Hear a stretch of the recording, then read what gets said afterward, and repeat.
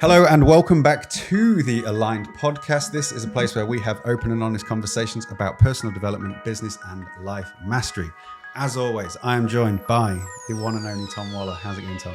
The one and only Lee Lawton. It's great, thank you very much. Good. Buzzing to be here. I was listening to one of our episodes on the way to my appointment before this morning, and we talked about that guy who did the Bar Sheeps thing. And I was just creasing up again. I was laughing when I edited that one. I was laughing. It was pretty funny.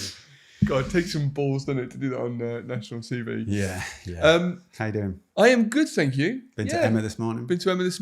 Anyone in Lincoln who wants a decent soft tissue person, then Emma, Link's Injury, she's awesome. She beat me up, dude. But I need to beat it up. I need to beat it up. The one time I need adjusting, my chiropractor is on holiday. I'm double the volume seeing his people, but Emma just sorted me out. She's brilliant. Yeah, she's cool. She's given me a whole regime of stretches and mobility work for this hip. Mm-hmm. And they're intense, but good. I feel the benefits of them. It's so important to invest in yourself. A lot of people listening to this, we have a lot of chiropractors who listen to this, who obviously want people to invest in them. And even anyone who's runs any business, they want someone to invest in them, but then we don't often invest back. No. And I think that there's this law of reciprocity with the universe. Like if we invest, then people will invest back in us. But even just from a healthcare point of view, you can exercise every day, do your reading, do your meditation, but I think you need some body work there. Yeah, definitely. For sure. Definitely. And mind work. Like I have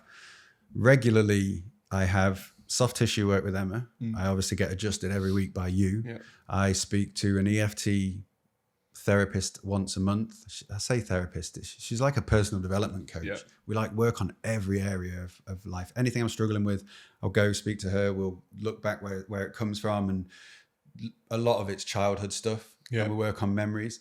And then I go to Reiki and spiritual healing. So I have 4 things every month and it adds up. But I've been doing all of those 4 things.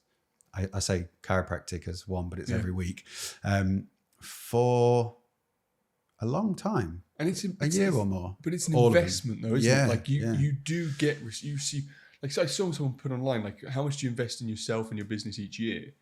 Personal development. And the comments were on there. And someone put 30, 40 grand. I was like, I probably spend about 30, 40 grand a year on self-development. I've never worked it out, but I think it's true. Probably an amount, especially with coaching, because I've got one coach who is mindset coach. And then I've got another coach who's business coach. And this is why I get surprised when people don't want to invest in coaching. Spend thousands each year. But it's the investment for return. Whereas people will spend thousands each year on stuff that is a depreciable asset, or not asset, depreciable expense. Liability. And they wonder why they're spinning in circles. Yeah. More people spend money every month on their car payment than they do on themselves. But if you want some coaching, reach out to Lee or myself. It's priorities though, isn't it? It is priorities. If you want to be successful, you've got to invest in yourself and in your business. Everything that we're filming on and looking at here is all reinvested profits from a business into. Sometimes people say, when my finances get better, I'll do it then. And it's like you've been working with me for years and I've touched the void with holy shit, my finances are nowhere, but still trying to keep the investment going. And for the podcast here, we bought the stuff before we started. You know, invest before the thing comes. Yeah, you've got to. The thing is, if you wait until you're successful to reinvest, you're probably not going to be successful. You sort of need to reinvest to make the success. Yeah, absolutely. So anyway. Yeah, today we're talking about... the context is a couple of people I've spoken to recently who may have lost their job, looking for a new job, tired of their current job, or people who are in an industry or business who want more custom. The world is definitely changing where jobs are... Well, people say they're becoming more scarce. I actually think there's people who are less willing to work, but we can get into that. And people are choosing where they spend their money, so your customer base is reduced as well. So it's really thinking about what can people do to stand out from the crowd, to be able to gain new business, be able to gain new custom, and be different. So I thought it'd be nice to have a conversation around that.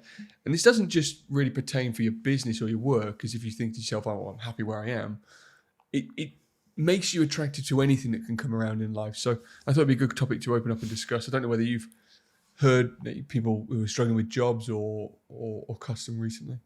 Just trying to think. Don't really speak to anyone. Well, I suppose you get people reach out to you all the time for film flow. Yes, because they want more customers. Yeah, and that's one of the things that I've got written down here. But so I would start with something that covers everything, and I would say continuous learning is like it's just the linchpin of everything in my mind. So just continuously learning new skills, new abilities, and putting those into actions, whether you're looking for a job or you're trying to bring new clients or new patients, those new skills are going to pay off. It's really interesting, that point, because actually I was listening to a Real Air episode on the way here, and Andy said, if you're not where you want to be, the truth is you're just not good enough. Like, you're just not good enough yet. Yeah. Like, people are complaining, I haven't got a job, or no one's hired me, or they fired me. It's because you're not good enough. Yeah, the market decides. It's so true, true. So in that point, like, the continuous learning is to make yourself more valuable, which is one of my points. Like, people will pay for what they perceive to be valuable. Yeah. Businesses will hire for what they need value. Yeah. So you've got to keep learning to push yourself forwards. Yeah. And I was listening to I think it was a Grant Cardone book on sales. I think it was Sell or Be Sold. Mm-hmm. And he's talking about sales, and sales is a skill that I'm working on now. Like, the marketing and advertising is one thing, but actual sales is something that I'm really focused in on at the moment. And he says in that book, it's not just about if you've got a product to sell, it's persuasion. You are always constantly trying to persuade people to do things either your way or see things your way. Or if you're trying to go after a girl or a guy and you're trying to get them to like you, it's persuasion. It's all sales. So it's, But everything is sales. Like, people get caught up like sales is a dirty word. You should be, especially in healthcare, people are like, oh, you shouldn't be selling. Bollocks. Like, if you've got someone in front of you who is sick and they need help, even if it's not a monetary exchange, you need to sell them on lifestyle changes to help themselves. It's all sales. Yeah. And you're doing a disservice to those people if you're not selling to them and they're not taking up chiropractic care, for example, or changing their lifestyle. When you know how they can fix their life and you don't persuade them, it's incumbent upon you to sell. Yeah. You have to sell. Yeah. But that really comes into your point, like, it's learning a new skill. So if you are out of a job and you're struggling for work, like, and you're sitting on the sofa wondering why work hasn't come your way or why clients aren't coming through your door, well, instead of sitting on the sofa getting fat and not doing anything about it, why aren't you learning a new skill? Why aren't you investing in people who can help you get there straight away? And people say, oh, I don't have the money to invest. If you truly don't have the money to invest, just open up YouTube and start learning stuff before. I mean, you put out loads of content that teaches people stuff without them paying. I do too. And you can find out stuff anywhere. Yeah. You just got to get off your ass and do it. Yeah. And this is especially relevant for if somebody's out of work or looking to start a business. Like, if you're looking to start a business, the skills that you learn are the main thing. Like, learn those new skills. It's kind of different, I guess. I mean, it's still relevant, but it's more so for people who are trying to start their own thing than someone who's trying to go for a job, I think. Because you've just got, at the beginning of running a business, you've got to wear all the hats. Yes. You've got to do everything. So you've got to learn to be good in all areas, which we've discussed before. And then implement, like, take action. Yeah. Don't learn and do nothing with it. Well, it's that analysis paralysis, isn't it? That cliche that everyone uses. Yeah. But I think with that as well, like, you can learn as much as you want, but if you're not seeking the opportunity and getting out there. So another thing, if you're not good at it, which you have to learn, is conversation, be able to connect with people, which is sales. But if you think, oh, I'm too shy to apply for this, or like, you can't hide behind that. No. You've got to step out. No. So learning to have conversations. So, some of the best things you can do is just go to places where people are at and just start conversations with strangers.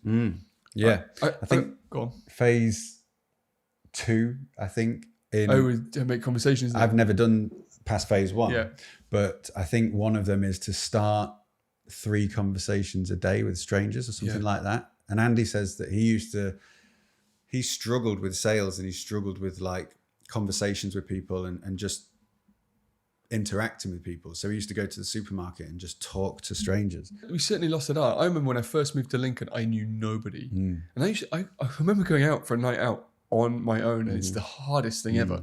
Because you can curl up in the corner of a bar and look like a weirdo, or you can literally just go up to a table of people and say, hi, and they might go, fuck off, or welcome, come in. But you're going to get no's along the way, and you can't be dejected by the no's. So if you are looking for a new job and someone says no, you can either go, oh, no one likes me, or it's not fair, or you can go, well, what's the reason they said no? Because there certainly is a reason. And even if you've been fired or kicked out of a job, that God, even if you think it's the most unfair thing, there has to be a reason behind it. As an employer, you don't fire people willy-nilly. You can't from employment law. So you've got to learn from that and reset, recalibrate, and move on. So again, it comes back to your point, like always learning from every situation that you might face. I think you're really well positioned to talk about this from somebody going for a job, because you hire a lot of people and you know what you're looking for. So what would you say to somebody who's actually applying for a job? How can they stand out and make themselves? So let me tell you a story about how not to do it.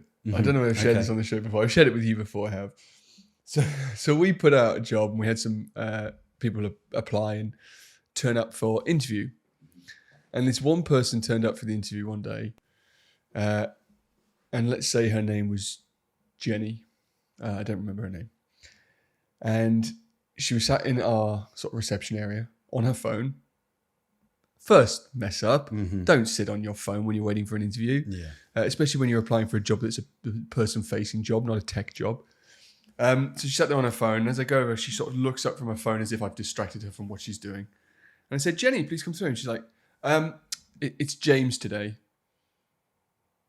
And I was just stunned. I was like, she's like, I'm not sure what I am today, but it's James. I was like, okay. You're here to apply a job with me and you're now telling me what to do or say? Like, you may have your thoughts on who you are or what you want to be today, but for the purposes of the interview, if you put Jenny on the form, show up as Jenny. And have some respect for the person who's about to hire you. Well, James, this interview's for Jenny, so I'll see you later. If it wasn't for Sarah, I probably would have kicked her out. But then she came into the interview. She sat down as if she was running the show. And continued to be on her phone while being interviewed. Extraordinary. So I've never heard of anything like that. It was amazing. I actually couldn't believe it. So respect. What bothered me more than that was the phone. But anyway, what I look for is someone's attitude way more than their CV and their skill. I actually don't look at CVs. Sarah looks through the CVs. I don't. I look at how the person walks in.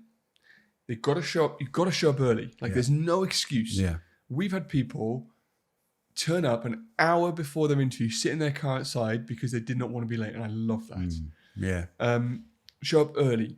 Eye contact. Shake a hand. Show that you've researched the business that you're going to. Like, have a look at their website. Have a look a little bit deeper.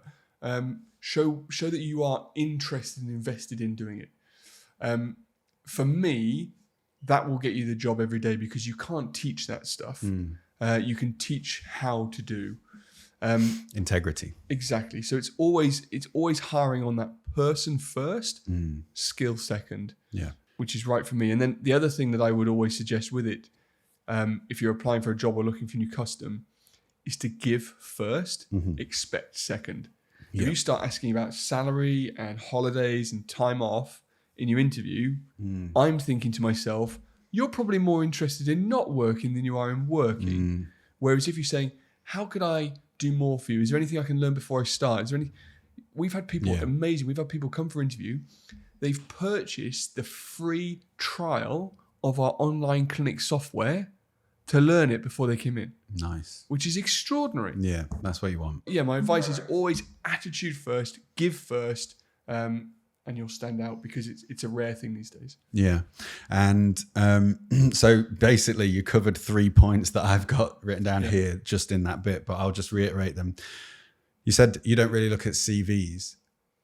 I bet you look at their social media. 100%. So 100%. So Wes Watson says social media is your resume to the world. Yep. And if you are sharing yourself going out getting pissed every weekend and that's all your bullshit is on social media, and then you're going for a customer facing or a respectable job, believe me, they've looked at your social media. So I've had several times where I've said no to people because I looked at social media and it's like, the world is against me today. Yeah. And I'm like, you're not going to fit it's in against here, you again now. You're doing a good job. That's why.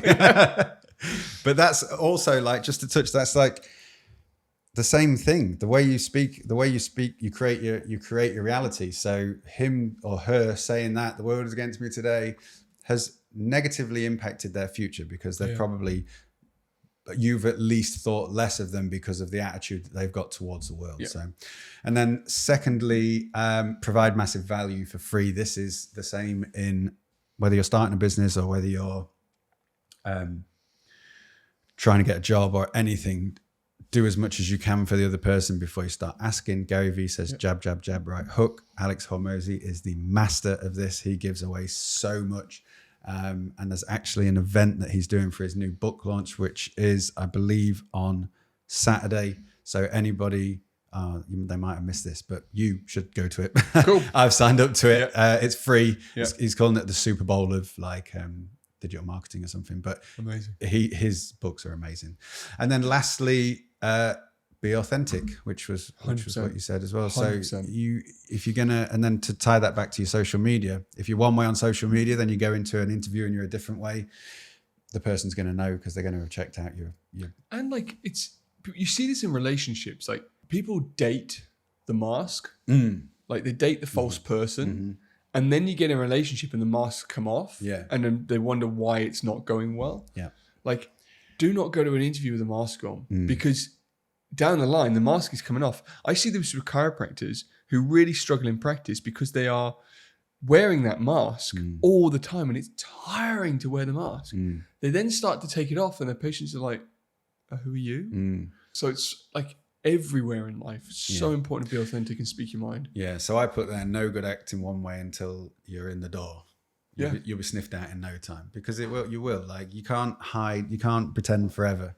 And a lot of people do it in relationships. I've done it in relationships in the past. Me too, dude. Yeah. And like real nice, lovey, and then everything changes when you get settled in. But and it's harder and harder to do that, isn't it? Like, I suppose with this social, like, to keep that up all the time, it's harder and harder. Yeah.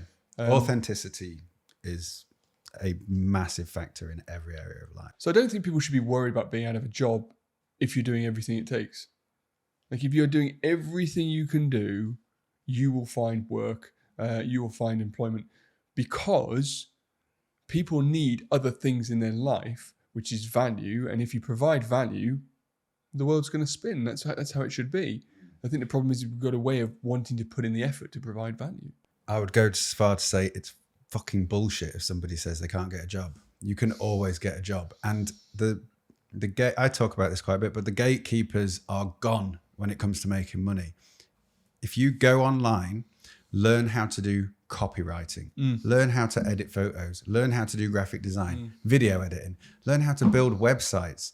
You can learn how to build a website with these no-code programs now in about 2 weeks of solid, like buy a decent course, do some YouTube videos. You could go out there and charge people to build them websites. You could charge them £1,000 a website. You'd be undercutting most people, and you do 3 a month and you're making $3,000 a month. It's so true. And even like blue collar jobs, I've got loads of people who run sort of industry stuff, like groundworks, scaffolding, building firms. There's a lot of tradesmen around here. And a lot of people just don't turn up for work. Yeah.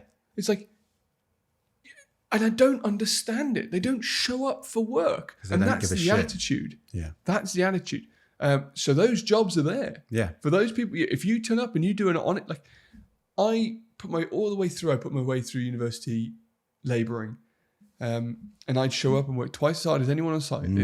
And you will always have work if you go in and you work for it. Yeah. So if you're struggling to get a job, try harder. try harder.